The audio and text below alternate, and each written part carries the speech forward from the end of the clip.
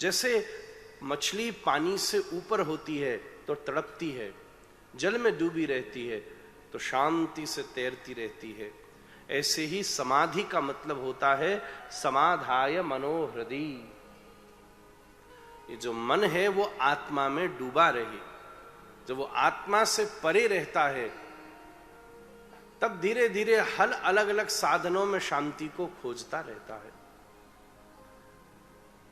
पूछा कितने प्रकार के अवतार हैं, तो विष्णु पुराण में 14 प्रकार के अवतारों का वर्णन है, उसमें एक प्रकार के अवतार हैं 24। जैसे भगवान का एक नित्यावतार है, एक शक्त्यावतार है, एक दशावतार है, अंशावतार है, कलावतार है। ये सब भिन्न भिन्न अवतारों की श्रेणी है। एक व्योमावतार है, एक व्यूहावतार है, चतुर्व्यूह जैसे भगवान के प्रद्युम्न संकर्षण अनिरुद्ध राम लक्ष्मण भरत शत्रुघ्न, ये सब व्यूहावतार हैं। विष्णु पुराण में पराशर मुनि 14 प्रकार के अवतारों की चर्चा करते हैं। उसमें श्रीमद् भागवत में अंश, कला और पूर्ण, इन तीनों को मिला करके भगवान के 24 अवतारों की कथा आती है, जिसमें सनकादिक, फिर व्यास जी स एव प्रथम देव कौमारम सर्गमास्थितः चचार दुश्चरम ब्रह्म ब्रह्मचर्यमखंडितम, इस प्रकार क्रम की अनुक्रमाणिका दी है। फिर बाद में दशावतार के द्वारा श्री नृसिंह, वाराह, कूर्म, जिनके आप चित्र यहां भी देख रहे हैं, इसी दिव्य भाव से वेदानुद्रते जघन्ति बहते भूगोलमुद्बिभ्रते दैत्यम दारयते बलिम क्षलयते शत्रक्षयम कुर्वते पौलत्सम जयते हलिम कलयते कारुण्यमातन्वते म्लेच्छान मूर्छयते दशा कृतिकृते कृष्णाय तुभ्यम नमः। अंत में भगवान सूत जी और भगवान व्यास लिखते हैं, सूत जी शौनक से कहते हैं कि ये सब अवतार हैं, अवतारों में अवतारागार स्वयं भगवान श्री कृष्ण हैं। तुमने जितने भी प्रश्न मुझसे कहे वो सब प्रश्नों का उत्तर श्रीमद् भागवत में छिपा है, इसलिए मैं तुम्हें वो ही सुना देता हूं।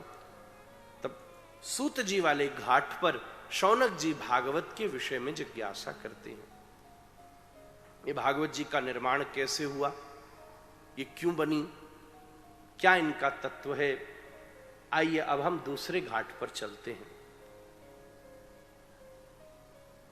व्यासम वसिष्ठनत्तारम शक्ते पौत्रमकल्मषम पराशरात्मजं वंदे शुकता तम तपोनिधिम।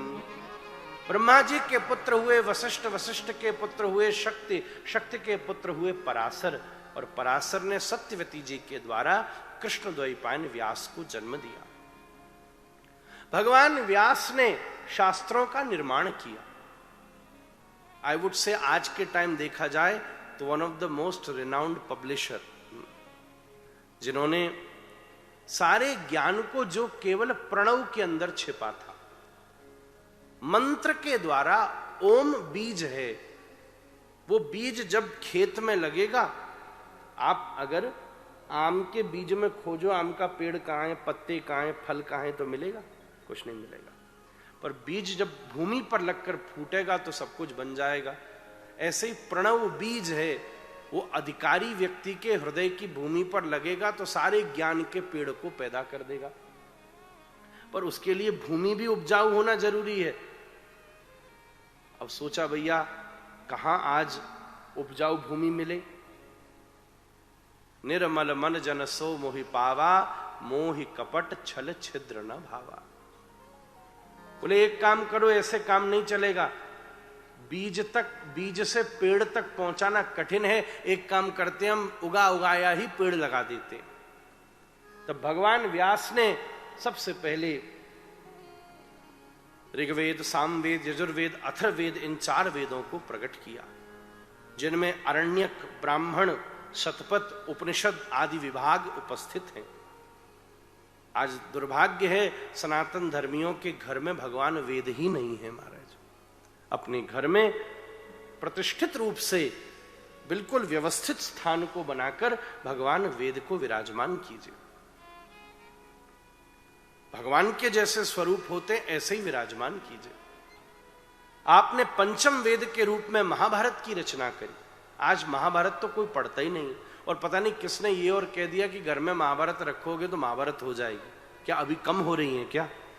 महाभारत से ज्यादा ही हो रही है इस समय।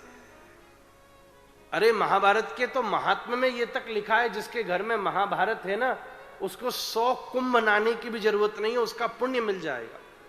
आप महाभारत तो पढ़ करके देखिए उसके अंदर लिखा क्या है।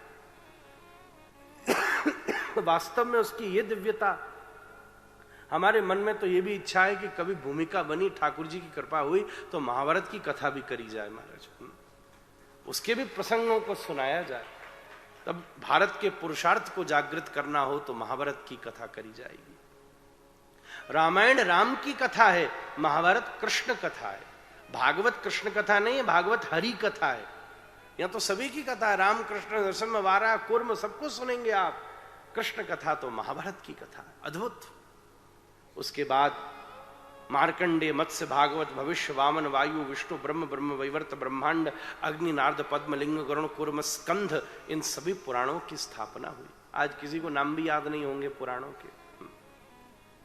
अपने घर में एक सुंदर पुस्तकालय बनाइए, ग्रंथागार बनाइए, इन सबों को वहां विराजमान कीजिए। 108 उपनिषदों में 10 मुख्य उपनिषद हैं, कटकेन, ईश, छांदोग्य, बृहदारण्यक, ऐतर, तैतर, मंडू, मांडुक्य, श्वेता, स्वतर, इन सभी उपनिषदों को विराजमान कीजिए। चलो कितना पढ़ने में आए ना आए वो बात दूसरी है, फालतू की भी तो कितनी चीज हमने जबरदस्ती घर में धर रखी है। उड़ता हुआ घोड़ा, लेटी हुई मोरनी, जाने क्या क्या रख रखा है, तो ये भी सही, उससे तो श्रेष्ठ ही है। इतने विस्तार के बाद भी कृष्णद्वैपायन व्यास के अंतःकरण को शांति नहीं मिली। तब आप बद्रिका आश्रम में समाधि लगाए बैठे थे। मैं ऐसी कौन सी एक तत्व दे दूं संसार को जिसमें सारा सार छिपा हो। उसी समय बड़े प्रेम से वीणा बजाते हुए देवर्षि नारद का आगमन हुआ। व्यास भगवान आपकी जय हो, आपकी जय हो। आपने जो कृत्य किया है, संसार आपके ऋण से कभी उऋण नहीं हो सकता। इतने ग्रंथों की आपने रचना कर दी, पर अभी भी आपने युग धर्म की स्थापना नहीं करी। कली दावानम नाद्य साधनम भस्मताम गता। कलयुग से ग्रसित जीव कितना योग करेगा? 3 घंटा एक आसन से बैठना ही कठिन है।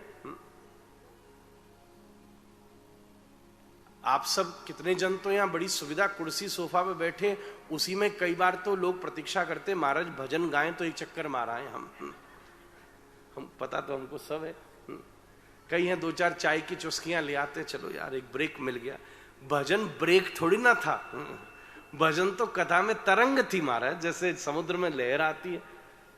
अच्छा कईयों को ऐसा बोले महाराज एक ब्रेक मिल जाता, भजन फिर हमने ऐसे क्यों किया? ऐसे नहीं होता।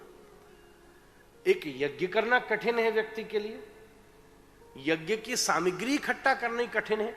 आज यज्ञ इसलिए तो फलीभूत नहीं हो रहे क्योंकि उसकी श्रेष्ठ सामग्री नहीं मिल रही। विशुद्ध गौवंश का दुग्ध और उससे निर्मित घृति ही नहीं मिल रहा, कौन सा देवता आहुति स्वीकार करेगा?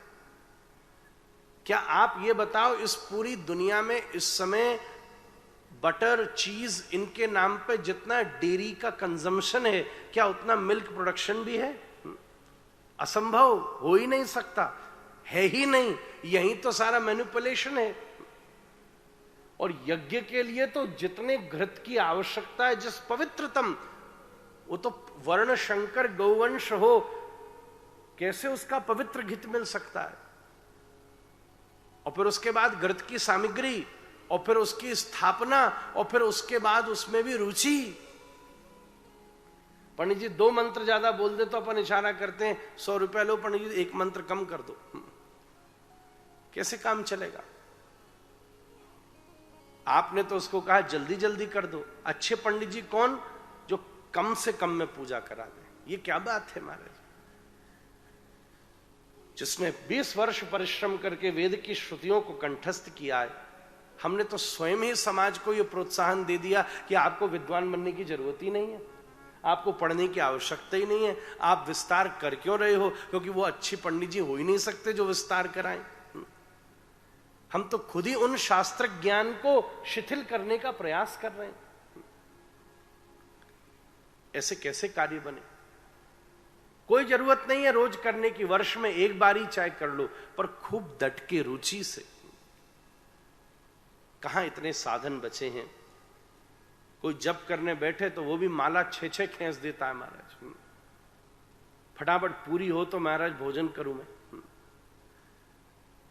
यही कली काले और कोनु नहीं धर्म। तुलसी लिखते हैं, यह कली काल ना साधन दूजा, जोग यज्ञ जप तप व्रत पूजा, राम ही सुमरिए गाइए राम ही, संतत सुनिए राम गुण ग्राम ही, यही कलिकाल ना साधन दूजा।